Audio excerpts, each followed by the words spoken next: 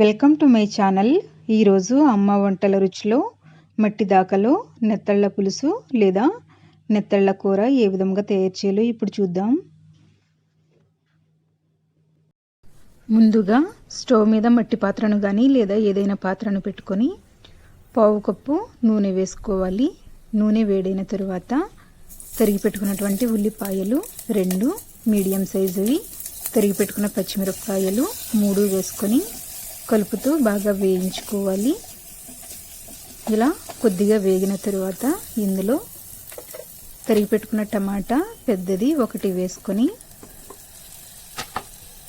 కలుపుతూ ఈ టమాటా ముక్కలు మగ్గేంత వరకు లో ఫ్లేమ్లో కలుపుతూ వేయించుకోవాలి. ఇలా కొద్దిగా మగ్గిన తర్వాత రుచికి సరిపడినంత ఉప్పు, పావు టీ స్పూన్ పసుపు, 1.5 లేదా 2 టీ స్పూన్ల కారం వేసుకొని ఒకసారి అంతా బాగా కలుపుకుందాం. ఇలా కలుపుకున్న తర్వాత ఇందులో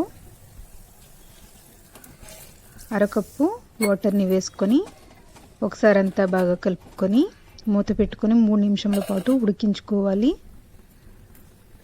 ఇలా 3 నిమిషాల పాటు ఉడికించుకున్న తర్వాత ఇందులో క్లీన్ చేసి పెట్టుకున్నటువంటి నెత్తళ్ళు ఇంచుమించు 1 కప్పు వరకు ఉంటాయి. ఇవి వేసుకున్న తర్వాత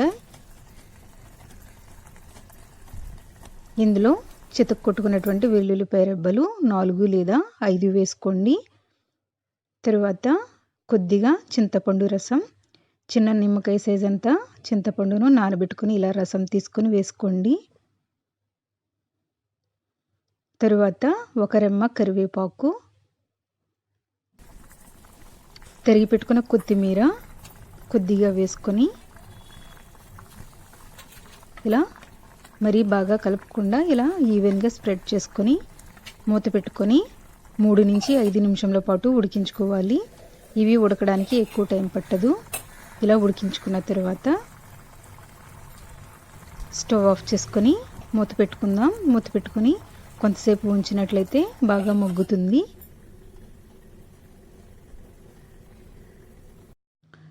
రుచికరమైన నెత్తళ్ళ పులుసు లేదా నెత్తళ్ళ కూర రెడీ అయ్యింది. దీనిని రైస్తో తిన్నట్లయితే చాలా బాగుంటుంది. ఈ వీడియో మీకు నచ్చినట్లయితే లైక్ చేయండి, మీ ఫ్రెండ్స్కి షేర్ చేయండి. మీరు ఇంతవరకు నా ఛానల్ని సబ్స్క్రైబ్ చేసుకున్నట్లయితే సబ్స్క్రైబ్ చేసుకోండి. Thank you for watching my video.